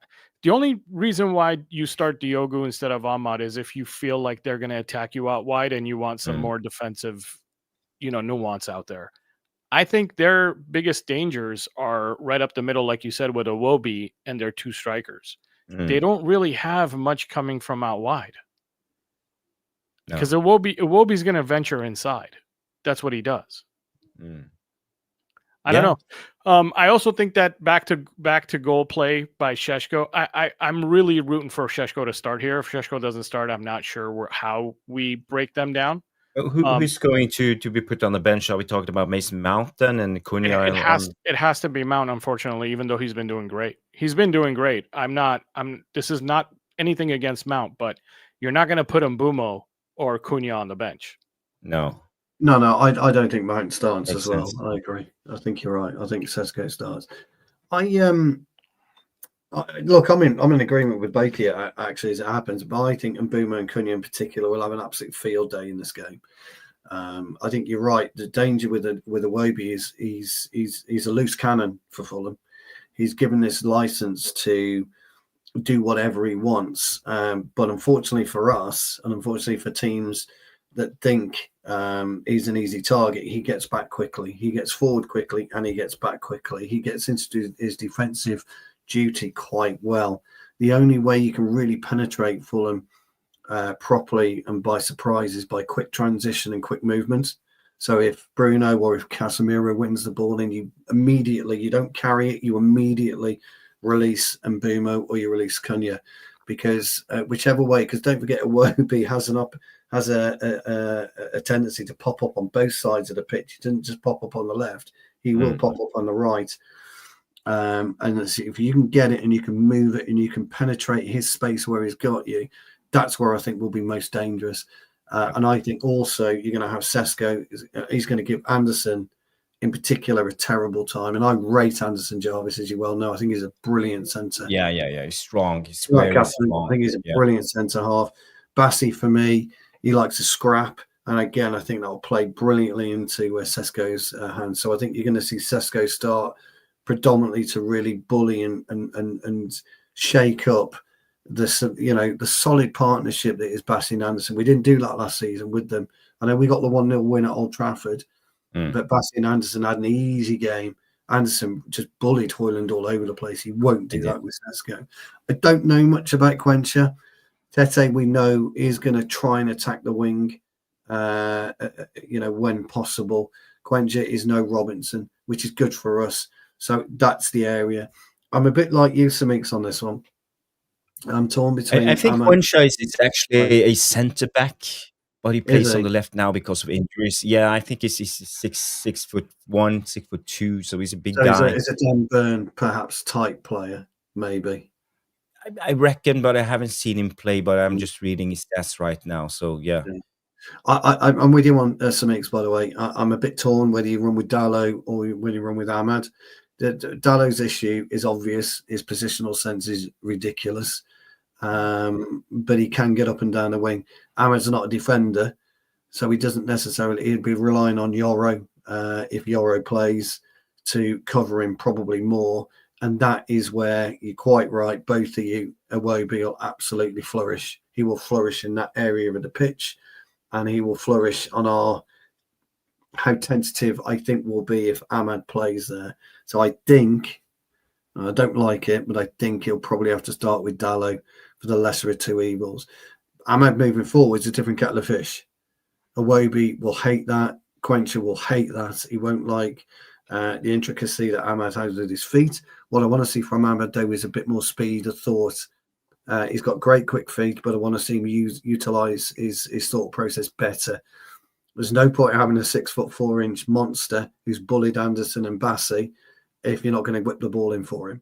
So I'm hoping that if Ahmad does play, the link-up play between Mbeumo and Ahmad should prove quite pivotal. I tend to agree. My thoughts on this are, and I agree with you in every way you verbalize that, but my thoughts on this are, if our long-term goal is to have Ahmad and Mbeumo play together and Dorgu and Kuna play together so that we start pinning teams back more. Yeah. And because that's what we'd be doing with these pairings, is you're making teams have to go, we can't really press because these guys are going to, 2-on-1 against our fullbacks. They can take any fullback in the league 2-on-1, these guys. We have to start that chemistry now, especially against a team like Fulham. It's not City. You know what I mean? We have to start forming these relationships now. One of your commenters said something like, "It's not Šeško, it's Šeško." Is it Šeško or Šeško? From what I've heard him say Šeško, right? Like I've heard Šeško, yeah. I've heard Šeško, yeah. Yeah, I heard him literally. I've heard the player pronounce it Benjamin. It's not even Benjamin. It's Benjamin Šeško. Benjamin Šeško. Yeah. If you listen to most of the reporters in the UK, it's quite funny to me exactly because me and Jarvis just call him Šeško, whatever, but they all say Šeško. It's hilarious, especially Crookie on their Talk Sport. It's ridiculous. Oh, we bought Benjamin Šeško. I think that's his name, though. I think he pronounced it Šeško. It is Šeško. Yeah, it is Šeško. I'm expecting big things from him. I'm with you, Samix, and I'm with Jarvis. I expect him to start, and I expect him to be an absolute bully. I'm really looking forward to it. So we only saw in flashes, didn't we? His ability to take it on the chest in tight areas. Gabriel or Saliba, I think, was behind him. He took it beautifully here. It was quite high up. He almost took it on his shoulder, but he took it nicely. Is it the one that he put for Ugarte and Ugarte kicked it out in the stands? Are you talking about yeah, and everyone's going. If you watch that play, the ball was coming behind him in the air. He did a 360 and still settled it with his chest with Saliba there.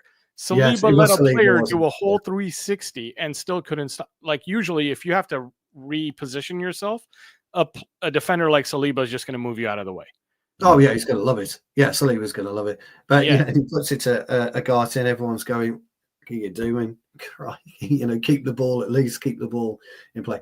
So I agree with you with Ahmad and Mbeumo. Jarvis, actually in the summer when we were linked with Mbeumo, said, "Look, could we see him as a right wing back?" And that opened my eyes. Only because I said back end of last season, some weeks, I'd love to see Leacher as a left wing back. I think it'd be absolutely brilliant. Obviously, we've got Dorgu now, so it's never in a million years going to happen, which is great because Dorgu's really, really come on. But the narrative and as you quite rightly say, the difference how they may or may not work together as a pairing will be really interesting. But it's just the defensive side of it I'm slightly worried about if you put Ahmad as a right wing back. That's my only worry. Guys.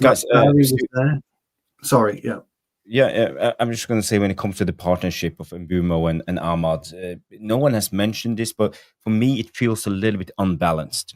It's because they are both attacking players and we don't have the right mix. If you look at other teams, like for example Atalanta, they play a similar formation as we do and been doing so successfully for years. And they had a partnership of, I think it was Zappacosta, who played the right wing back, and the Belgian guy playing the right. And even with Leverkusen, they played with Frimpong and Florian Wirtz. So when you look at that, if you think of, you have one actually like fullback-ish player and one attacking midfielder player. Well, when you go with Mbeumo, I see him almost like a winger and Ahmad almost like a winger. It's not the right mix. It's two wingers. That's why I think Mazzari is a better Philip for Mbeumo. But the guys are saying, attacking third, Ahmad brilliant. If you've got Ahmad and Mbeumo attacking you, you're gonna have problems. But we did, when you look at the Arsenal match, we saw Mbeumo take it very deep. On 2 or 3 occasions, and brilliantly spring. We saw Kuna take it deep and brilliantly spring, and that's why I don't think. I think you're right, guys. I don't think Mount gets. Yeah, well, I'm just asking the question, and I'm actually eager to hear Samik's take on this because you have studied Amorim's sporting team, and what did he do in his sporting team? How did he set up the wing back and the? Quenda is 100% a winger. If you really want to talk about Kenda, the 18-year-old kid that played as his right wing back right now is playing as a left winger in Sporting. He doesn't play as a fullback. He's 100% winger who's not very concerned about defense, let's say, but knew when to be disciplined and when to worry about defense. And that's what Ahmad has to learn. I don't think he learns if we put him on the bench for Diogo. You know what I mean? Yes. I'm the kind of person who's like, hey, if that's my plan with a player, I want to start grooming that player as soon as possible, especially against a team like Fulham. Maybe against Arsenal, I totally understood why Ahmad didn't start. I was actually in agreement of it. I didn't want to lose that game at all. My priority on that game was first game of the season. We just finished 15th place. Let's not lose. My priority for this game is let's win, and let's win big. Yeah. I'm looking for 3 goals this game. That's what I'm looking for. So Right. Yeah, I said it out loud. So now you guys can hold me to it. I'm looking for 3 goals.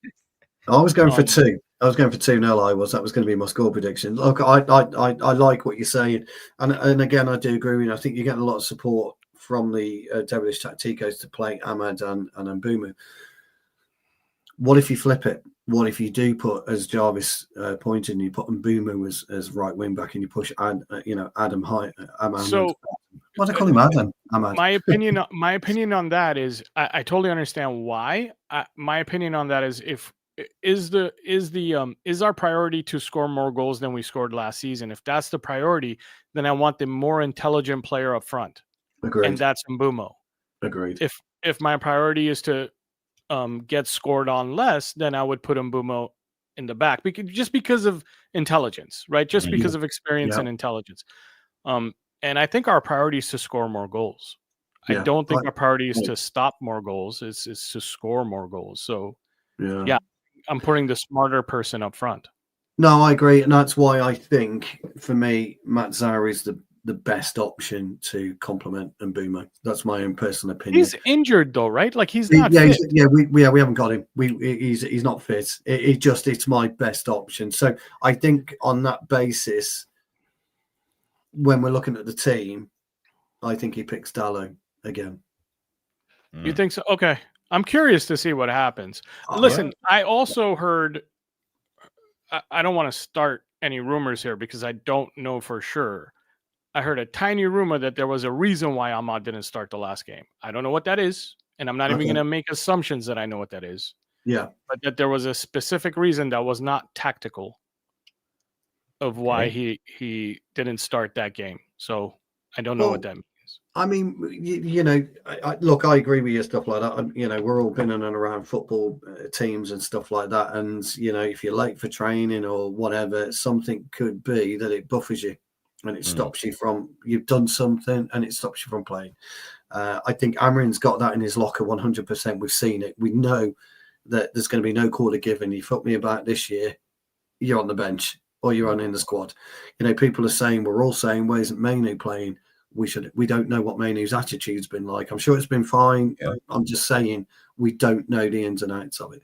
So it'll be really interesting. Yeah, it will be to see what side he picks. Does Maguire come in? I don't think he does, by the way, but does he come in? I think Dalot was brilliant. Maguire Dalot and Shaw were amazing. Dalot and Shaw in that Arsenal game were amazing. Yeah. But does he come in for Jimenez? I don't know. It's one of those, isn't it? He could bring him in, he could not.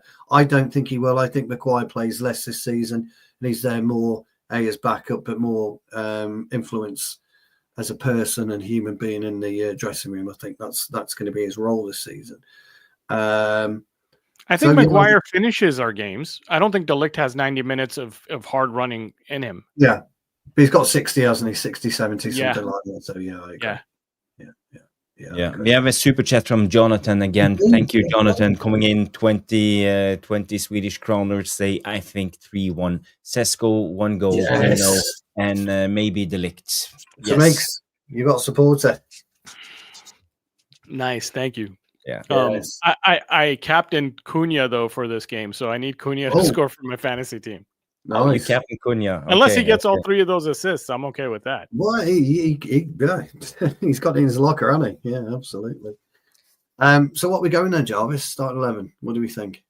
Let's bring it up. Thank you again, Jonathan, for the super chat. You are a legend of the channel, coming in and supporting the good cause of the Tactical Devils and the great community that's in here. And sorry. Well, as I said, I think I agree with Smeeks when it comes to the defense. Shaw, Dalot, Euro, they will start again. I also believe that Bayindir will start. Amorim said something in the press conference about Onana not being injured, ready to start, but he chose not to, or something in that. His words were, and it was quite clever. It's the same as last week. He's fit enough to play. I thought that was great. Something along those lines.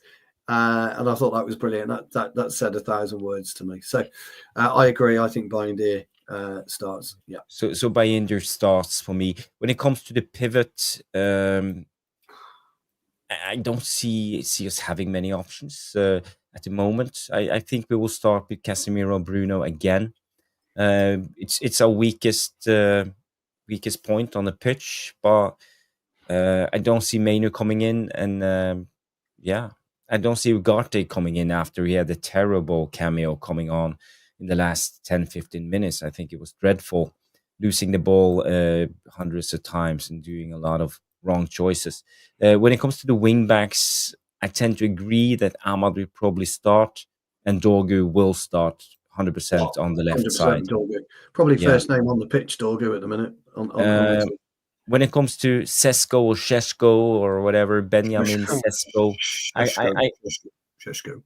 I want to see him starting, but I have a feeling that he won't start. I think it's a little bit too soon, because I know Amorim is very specific for his number 9s. He wants them to know how to run in the zones. As Amix always talk about, zone 16, zone 18. I think Šeško starts because Xerxes plays Grimsby. I really think Xerxes has to play Grimsby, right? Like he has to. Yeah, but you got to remember, Mix, that actually, who started on the left? It was Mason Mount. Mason Mount has been doing well. He's probably been our best player when it comes to the preseason, and I think he does a lot of.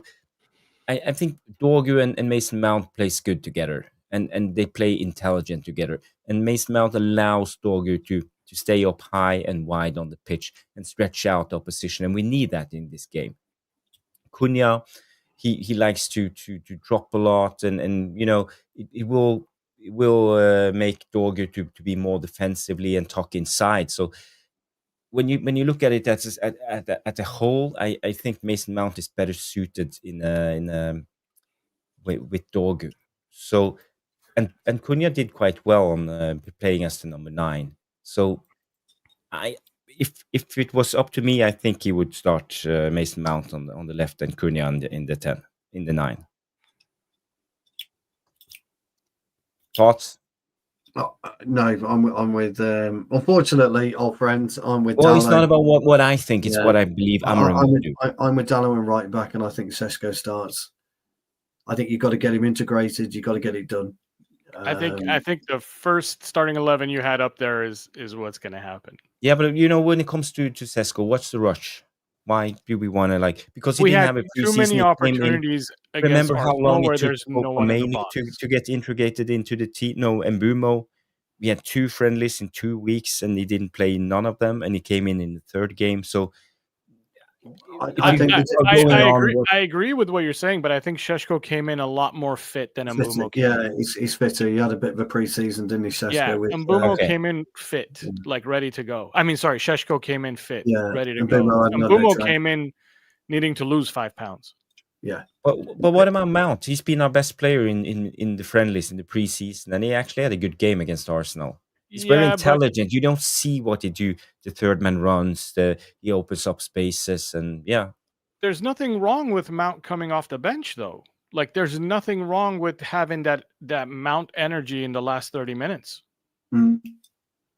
Yeah. Well, Mount is going to be a victim of our midfield. Yeah, 100%. He's going to be a victim of our midfield. That's where he's going to be a victim. What a hell of an option to have, though. What about the Dorgu Mount connection that I was mentioning? Yeah, I get it, and I see it. And Mount did find the half space, and he got on the half turn quite a lot, and he did make inroads into Arsenal's final third, which is what we need. He's not as direct and he's not as strong as Cunha, and there were areas where Dorgu and Mount, as we pointed out, got in each other's way. Instead of a simple ball into Kuna or a simple ball into Bruno, they were getting in each other's way. So I like Mount. He's just a victim of the midfield dilemma that we've got right now. If I was Mason Mount, I'd be looking at where I can affect. I've said this before about players, and Mason Mount's a great example along with Kobbie Mainoo. How can I affect the starting 11 at Manchester United? And how can I make sure that I appear on the team sheet in the starting 11? And I'm not going to do it as a 10 because I am going to lose my place to Kuna because Šeško is going to start and so is Mbeumo. So I am going to lose my place. So I've got to decide. I've got to make a decision where I want to play. I'm not a tackler. I'm not strong. I'm not good in the air, but I can play football. Yeah. And so ideally, you play Mount as an 8, but then Mount and Mainoo have got the same problem. He's called Bruno. It's the same problem for both of them right now. I came on here last time, Samix, and I said if I was Mainoo, I'd be inking out a career as a 6. He's done it before, and I got absolutely lambasted. You don't know football, blah blah blah blah blah. But the thing is, footballers of the intelligence of Kobbie Mainoo, the intelligence of Mason Mount, and the intelligence of Bruno can adapt and change. And two of those players have got to make a decision. They really have. Because I think you're right. I think Šeško comes in. I really do. I think he starts him. I think Jarvis makes a really compelling point. But I think ultimately the front three that Amorim wants is Kuna, Šeško, and Mbeumo. I do love these conversations because I imagine they happen even in the coach's office with all the coaches sitting around. And I would tell one of my if Jarvis was one of the coaches and I was another one, I would tell Jarvis that Cunha's biggest strength is how he can turn with the ball. Yeah. And I want that in a number 10. I don't want that in a striker because he's not going to get as many opportunities. In that Arsenal game, he had 2 opportunities to where he got the ball in that pocket where a 10 would be playing, not a striker would be playing. Mm-hmm. And he turned both times and he just drove up and we got shot opportunities from them. Yeah. It shouldn't only be twice. It should be 6 times a game. But him playing as a striker, he's not going to get that. Mm. Do you see what I'm saying? Mason Mount can't turn like Kuna. He cannot turn like Kuna, right? Mason Mount's strength is getting Dorgu involved, and also his pressing intelligence is probably the best one we have up there. Oh God, yeah, 100%, yeah. But I will argue from the little bit that I've seen Šeško play, I watched him play 3 games. From the little bit that I saw Šeško play, he's a good presser. He's smart when it comes to the pressing. So I think he'll handle that part of what Mason does. But the turning, only Kuna can turn like that on our team. We don't have anybody else who can receive. I mean, what he did to Rice on that one play. Oh, yeah. Wow. Yeah, it was tremendous. Wow. Yeah, he gave Rice problems. Yeah, and then the second time he turned, he took on the whole Arsenal team and ended up with the ball on the other side. I'm like, wow, what? How did he do that? We did an analysis on Kuna. I actually watched him. I took my nephew to watch Wolves Ipswich last season. And I came back raving about Kuna, didn't I? Absolutely raving about him. Jarvis says, what do you think? I said, Kuna, we've got to sign Kuna. We have to sign Kuna. Go British, go local, I called it. And I'm babbling. And I said to him, I explained to him, I said, you're seeing a different animal, because he would take the ball from the edge of their penalty area, and he would run 50 yards with it. Yeah, no problem. He had 2 more opportunities to turn in that Arsenal game, and he wasn't able to turn because he got fouled, and the foul was called. So in 4 times, 2 successful, 2 fouls. Yeah. Like I don't know. Like for me, I can't put him at striker. I need him in those pockets so that he can receive and turn. It's brilliant for us, absolutely brilliant. And Mbeumo does the same, but he's not as good as turning with the ball. But Mbeumo's got other skills. He'll take it from 20 foot in the air, drop it on his foot, elbow his defender out of the way, and he's away. So we've got that. With Mount, I agree with everything Jarvis says. I do. I think you're right. I think the way that you describe his game is perfect. Yep. And the way that he links up with Dorgu is absolutely perfect. But he's in that minor situation where he's a victim of Bruno. until you decide what your Bruno conundrum is, and you make that decision of bravery to say, actually, Bruno, you're on the bench because I'm going to put Mount in there today. Now, can Mount deliver like Bruno? We don't know. I understand that. We know that Mainoo can, but we don't know that Mount can. But Mount has got to look at that side, look at that squad, look at that 11, and make his own mark and make his own position. You have to do that. And Mount's in this career. He's in a bit of. He's on the tip of either working for him at Manchester United or failing at Manchester United. And it's not his fault. Yeah. He really is on that tipping point now. So, and going back to your point, Jarvis, if we don't play him there because the way that me and Samix want Cunha to play, where does he go?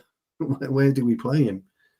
Well, also, like, you know, if you just think back 10 years ago, this was a problem every game. We had so many good players on the squad. Yeah. Like, it's okay to have a good player on the bench, as far as I'm concerned. That's a sign of having a good squad. Absolutely, I totally agree. But we've got this year, you know, Amrin's got, you know, solutions over Bruno, isn't he? If you want to rest Bruno, you've got a solution. You've got two. If we get a really good six in, whoever that six may be, if we get a really, because me and Jarvis were talking about, we're giddy about Baleba like everybody else, but what do you do with Bruno if you've got Baleba in the side? You know, I would play them. I would play Baleba with almost anybody. That's how good he is. He's brilliant. Brilliant. I actually believe that. Like, I think he's that good. Yeah.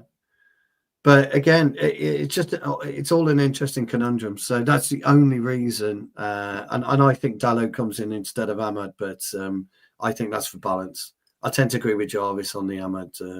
Okay, so you think that's for balance, but what would you rather have?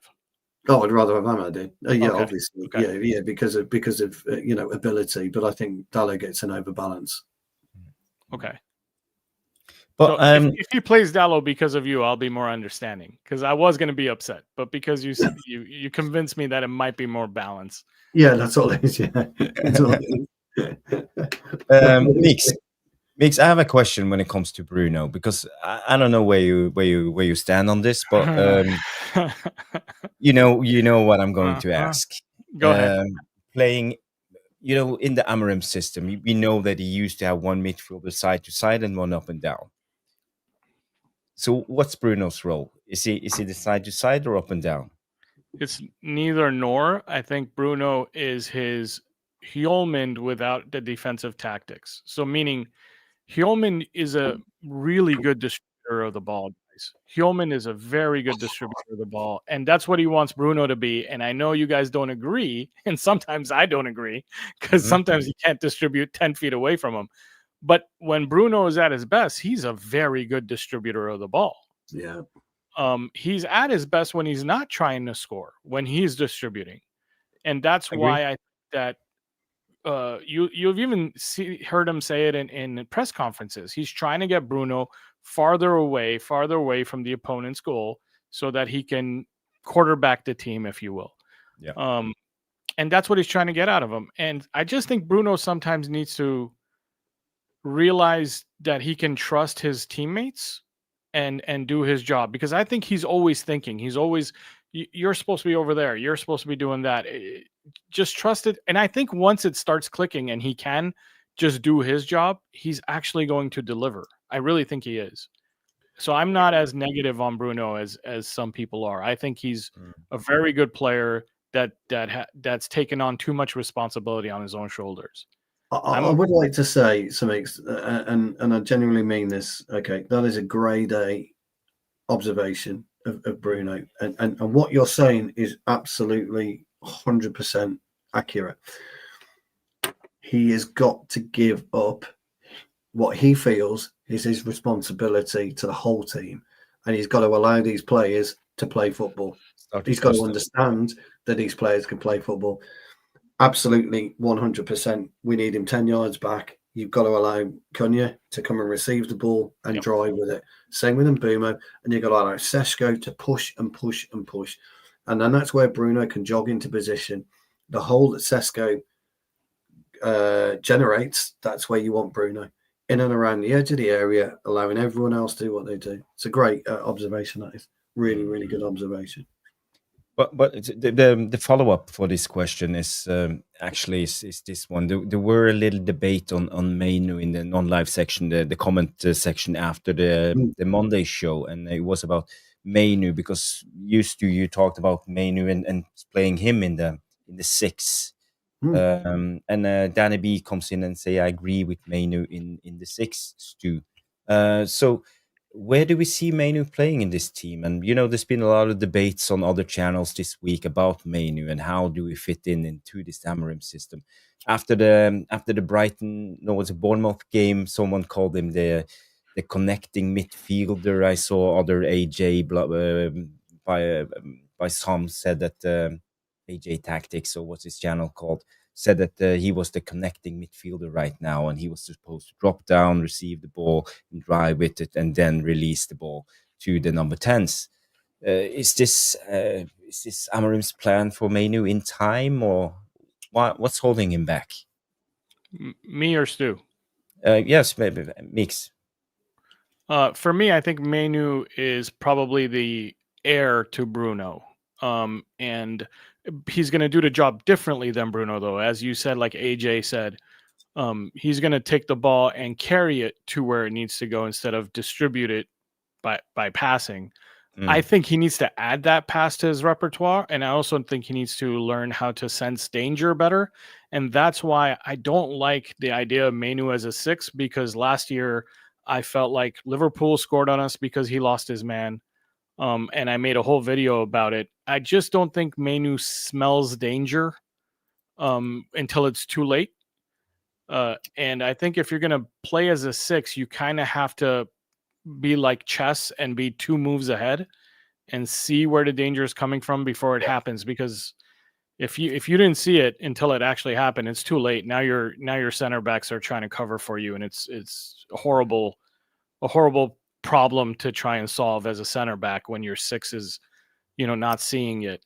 Now, the other thing is, though, you don't have to be the most smart 6 if you had center backs that talk, but we don't have center backs that talk, right? Like, we don't have center backs like Vidic and Rio that used to tell their 6, they used to tell Carrick where to go, move right, move left. We don't have that. So until we have something like that, which we don't have, and I don't think we will have in a while, because we're recruiting younger and younger players. Young players usually don't do that. Yeah. I don't know. Yeah. So my point to make was very similar. And you've touched on points that I make anyway about a 6 and a centre half and a goalkeeper. Those are the 3 pivotal aspects of your defending section. I played as a 6, and somebody called me out in the non-live chat saying, well, if you've played in a 6, you'll know that Mainoo can't do this, and this. Absolute bullshit. But there are certain players, not many, but very, very few players, and I know you'll know this, Amix, that can adapt, and they can adapt quickly because they have a basic understanding of the game. And right now, if you were to look at Mainoo last season when he lost, I can't remember who he lost. I think it was McAllister, wasn't it? I know that I can remember the piece of play. I think it might be McAllister or Gravenbach. He allowed them to run off him, and it was too late. You're absolutely right. You're never ever going to get. It was McAllister. It was McAllister, but yes, you're not going to get 2 or 3 yards back. Mainoo hasn't got the speed, but what he has got, and this is where you are right, he's got the intelligence to play a position if he understands the position. And what I was saying was, right now, I think Mainoo is the Bruno heir, but Mainoo's problem is going to be, how long is Bruno going to be at Manchester United, and can he shoehorn him out the first team before Bruno leaves? In which case, are we going to bring in a 6, and can he wait as a footballer, to grow? Can he wait for 2 or 3 years for Bruno to organically leave, or we move him out in 12 months' time? That's for him right now. That is his decision. Mainoo's got to make that decision. So all I was floating, and all I've ever floated, is think about, again, I'm going to go back over old ground now. Think about what you can do for the team. look around you, look at the player profiles, look at your own profile, or what you can do as a team. I mean, he has played as a 6, for the youth team on occasions. In the Euros. In the Euros, he wasn't a 6 at the Euros. I think he played in the pivot, but yeah, he played in a pivot. He did kind of sit in as a 6, but ultimately, he has played the 6 a few times. But my point was always centered around there are players, not many, that have got the ability to adjust. And one of the best players to ever do that was Ryan Giggs. He finished his career as a midfield player, not a holding player, but he finished it because he had an understanding of the game. Scholes moved back, didn't he, from a 10 to an 8, kind of to a hybrid 6. Not that he could tackle, by the way, as we all know. He got that ability and that know-how how to play the game. I see Mainoo having the know-how eventually to be a great 6. And you're right, he'll be able to progress the ball beautifully. Reminds me, or could be, very, very similar to Reinders, the way that Reinders plays in his ability to hold and advance. And that's where I see Mainoo eventually, just not now. I hope he gets as good as I think Reinders is, and as intelligent that I think Reinders is. And I do believe that he can get there, and I do believe that our coaches are good enough to coach him to get there, because of some things I've seen them do at Sporting. Yeah, you're right. Like, is the business plan to keep Bruno for one more year this season because we were going to rebuild and we needed a captain who's going to be very welcoming to new players coming in, and then next season we tell Bruno, hey, go get your money in Saudi, else we'll see you later. And then Mainoo comes, because business-wise, that's what makes sense. You keep Bruno for one more season. You're getting in a bunch of new players. You're changing the culture, and he's one of the leaders of the team that's actually got very good attitude when it comes to, the team and helping teammates outside of the pitch, helping people, get situated, finding homes. God knows what else he helps people with. From what I've heard, he's picked up new players and showed them around town, as in, like, that's where you shop. This is where you get your groceries. You know what I mean? Like, he's shown people Manchester and how to get around. That's priceless. That's price to have somebody who cares like that to make other players feel at home is priceless. And needed that for one more season, and then next summer they get the big Saudi payoff and let him ride off into the sunset. I don't know.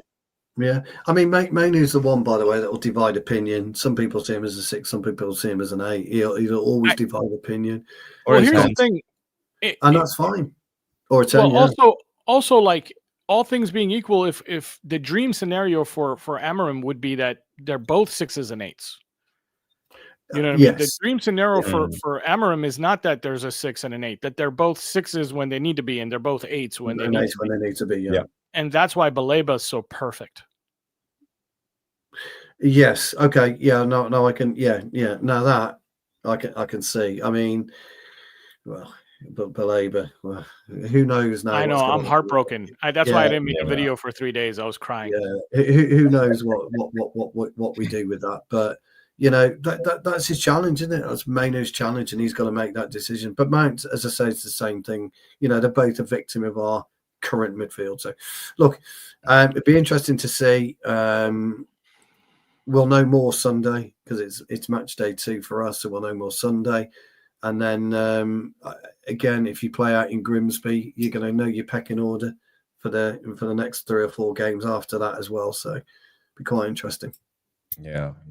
I made a poll just to ask the Devilish Tacticos what they think, and right now 42% of you guys think Mainoo is an 8, and only 17% of you think he's a number 6, and 25 believes he's a number 10, and 17% of you say sell. So it's a divided group. Most of you think he's an 8, and I tend to agree. I think he could play as an 8, but I think he's more of a defensive number 8, not an attacking number 8 in my mind. And He and hasn't also got the strength. what I rate about Mainoo is actually his ability to keep hold of the ball. He's press resistant. People can't take off the ball of him, and he often lures defenders in. But it looks like he needs to act and dribble, but he actually has control because he knows how to shield the ball. So I'm not that worried when Mainoo is on the ball under pressure, and he also attracts a lot of opposition, so he opens up room for the others, and the tempo is different when we play with Mainoo. It gives the others time to come into position. So I would play Mainoo more if it was up to me, and I love players like that. I think we need more ballers in the team, and I don't see Bruno as a baller. Yeah, he can distribute the ball, and I don't see Casemiro as a baller when it comes to being press resistive, being able to dribble. And I think we need more dribblers centrally in the pitch just to get the timing right. He's a tiddler. He's 20. What is he? 20, 21? Yeah, he's a tiddler. He could really develop if he's protected, like Samik says, with the coaches and Amarin. If he's protected, he could turn out to be. I think he could do what he wants. That's how good I think he is, and that's why I think he can play a 6, because I think he's that good. I agree, Sue, and I also think that maybe this is just a natural development of Mainoo. We will give him a little bit of time. That's why we kept Bruno, Casemiro one more year. We know maybe next summer they both will be gone. I think they're both gone. Yeah, I think and then Mainoo is ready to grab the bull by its horn and take command of the midfield. So yeah. Come on. So we will see. Guys, we've been doing 2 hours now. I think it's time to wrap up the show. It's been a brilliant show, guys. Before we end, what was your score predictions, guys? 2-0. 2-0. Mix? Yeah, I want 3-0, but if we make a stupid mistake, 3-1. Okay. Go on, stick to your guns, 3-0. Come on. 3-0. I'm not as optimistic as you guys. I know we play Fulham. Everybody thinks that we're going to win with a lot of goals, but I know it's a Premier League. It's not that easy. So my hope is we will win 1-0. I fear a 0-0, but we will see. We will see. Coming in with some ice water in your veins. I put some ice water in there. He's put ice in the veins. Ice in the veins from Norway. My grape juice is almost done. It's time to wrap up the show. It is, yeah. We will be back Sunday night with the match reaction. When is the game? It's 4:30. Sunday morning while I'm at work. Yeah, it's 4:30. So we either go live at 9, won't we, or after the game? We will go after the game sometime, maybe 30 minutes after the game. So, guys, just stay tuned. If you haven't pressed the bell, so you will get a notification. If you haven't, smash the like, and if this was your first time on Tactical Devils, smash the subscribe button. And by the way, go to this guy's channel. Please, yes, it's a brilliant channel. I really mean it. I recommend it. I learned so much watching, and you break things down so easily. You make it simple, understandable for football dummies like me. But it's great. It's great. So, how many subs are you on right now? 6,200 something. Should have been 20 by now. Going. So, guys, go subscribe on Samik's Football. Brilliant channel. And thank you, George. Thank you, Meeks. You're one of the first ones that ever noticed my channel, man. So thank you. I appreciate it. Yeah, thank you. He's very wise. He's very wise. Yeah. Day 147 comes in 2-1. That's his prediction. Danny comes in 3-1 United. OBJ comes in and say 4-0 to Šeško, Kuna, and Ahmad. And the Madness 4-0 United. Yeah, a lot of optimism in the chat. We will see on 4-0 Obi. I hope so, man. That would be amazing. That'd be great. Jay, that'd be superb if we can get 4-0. Yes. Definitely. I want to thank everybody for contributing in the chat. And the Madness, Obi, DJ Superfly, Danny B, Dave, Stian Gaming. Who else? We have some, and the super chats. Jonathan Lilienberg coming in with 2 super chats, and Grace Sheridan with 1 super chat. And a lot of great questions. I actually started a couple of questions from Jarle. We didn't got to answer them, but maybe we could do a quick one. It's hard to bench Mount. Could Ruben do something mad like playing Mount in the 6? Ruben's too stubborn, I think, to make a change that big. I don't know. I just never seen him do something like that. I've never seen Trincao play as a 6. You know. I think it's fifth choice when it comes to the pivot, but yeah. Yeah, I look. Really interesting thoughts. Not strong enough. He just isn't strong enough as a player to. Yep. And I'm talking physical strength to play as a 6. Yeah, that's why I brought up Trincao, because they both Trincao presses like Mount, and he wouldn't put him back there as a 6. You know, got the brain. Definitely got the brain to do it because he can play football, but no, hasn't got the strength. Mm-hmm. Thank you, everybody, for tuning in. ITNT coming in and say, big up the guest, very good intellect. Yes, people appreciate you, Meeks. Guys, go subscribe to his channel. I will put his channel name in the non-live section after the show. So if you want to go subscribe, if you can't find him on YouTube, go to the non-live section afterwards, and I will write down the name of the channel, Meeks Football. Thank you, everybody. It's been a great show, and we will be back Sunday night. Have a good one. And by the way, Stu, can we go and? Oh, is there a raid? It's live. I think maybe Noradin is live. I want to raid Noradin. I want to raid Noradin. Raid Noradin. Yes. Where do I go? YouTube. Yeah, Noradin's live. He's still live. Yeah, perfect. He's still live. Yeah, raid Noradin. Perfect. Nobody else is. Redirect. Let's see. Yes, Noradin's live. Okay, I will send you over to Noradin. Type in the chat Tactical Devils raid. Everybody have a good one and good night. Thank you, guys. Good night, guys. Good night.